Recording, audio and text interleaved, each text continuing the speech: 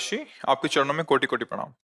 महाराज जी, वैवाहिक जीवन में ब्रह्मचर्य के क्या नियम है? संतान प्राप्ति के सिवा भोग पाप है जैसा सुना है, परंतु धर्म पत्नी नियम पालन में साथ ना दे। महाभारत ग्रंथ में, शास्त्र में, जो जिनका पाणी ग्रहण संस्कार हो गया है, जब पत्नी मासिक धर्म से युक्त होकर 7 दिन बाद पवित्र हो जाए, फिर पवित्र तिथियों का त्याग करते हैं।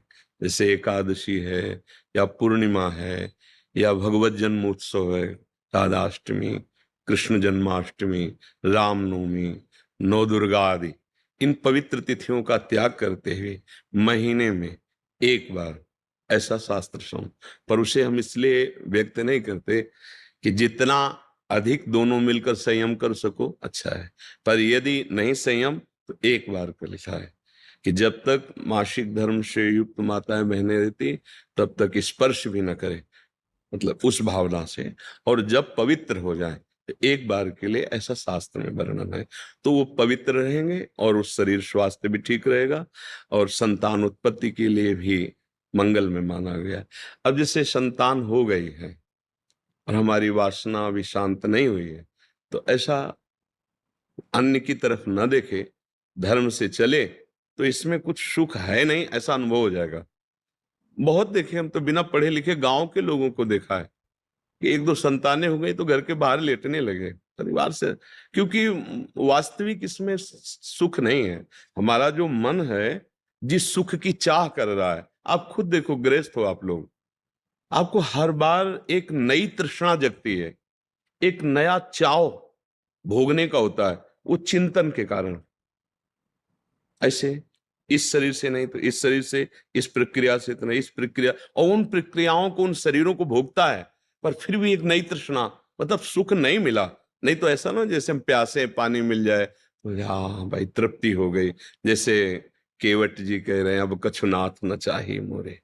तो हमारा जो मन सुख मांग रहा है, वास्तविक वो सुख निरंतर वाला मांग रहा है, जिसमें दुख का लेश न हो और आनंद ही आनंद हो। अब हमारा ज्ञान के कारण चिंतन बदल गया, हम देहाभिमान भाव से हो गए कि मैं पुरुष हूं।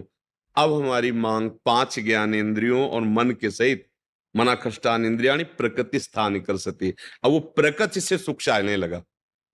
हर इंद्रिय अब हमारी प्रकृति भोग में, और इसका नाम भगवान ने गीता में रखा है दुखालयम अशाश्वतम। तो हर भोग का अंतिम परिणाम खाली हाथ, अशांति और भारी भोग तृष्णा। जो जितना भोगता है उतना ही कामी होता जाता है।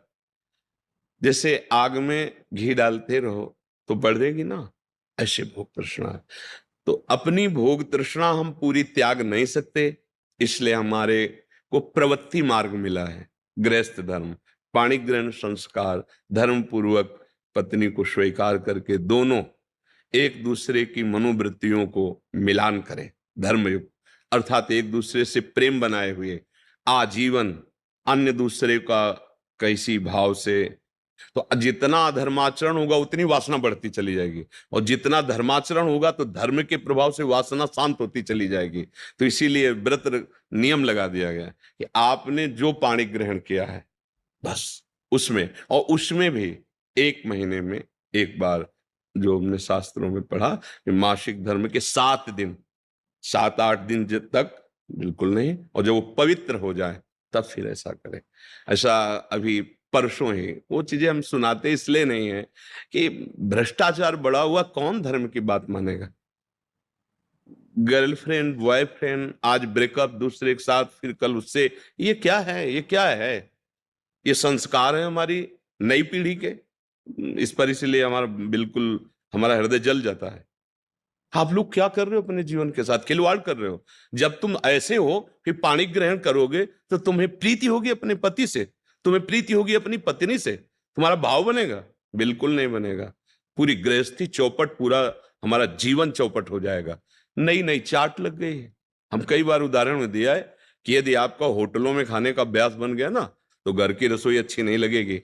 ध्यान रखना, अगर एक पत्नी से चलोगे व्रत लेकर धर्म से, एक सीमा, और धर्म की पूर्ति के लिए संतान उत्पत्ति क्रिया, और बाद में निवृत्त होकर भगवान को प्राप्त करना। अगर आप व्यभिचार करेंगे तो इतनी आसक्ति बढ़ जाएगी, अब आप लोगों को क्या बताना है।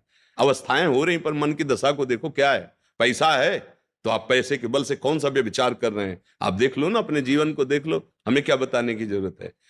क्योंकि हम तो शास्त्र के इशारे को देखते हैं कि अगर मन भगवान में नहीं लगा तो तुम चाहे 90 वर्ष के हो, वही मन मांगेगा जो जीवन भर मांगा है। तुम्हारी वासना तुम्हें जलाएगी, भ्रष्ट करेगी, नीचे गिराएगी।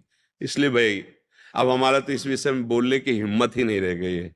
हिम्मत तो तब हो ना जब आपके आचरण पवित्र हो। 20-25 तक पहुंचते पहुंचते आपने अपना सर्वनाश कर दिया अन्य क्रियाओं से, अन्य वासनाओं से, कैसे बताए।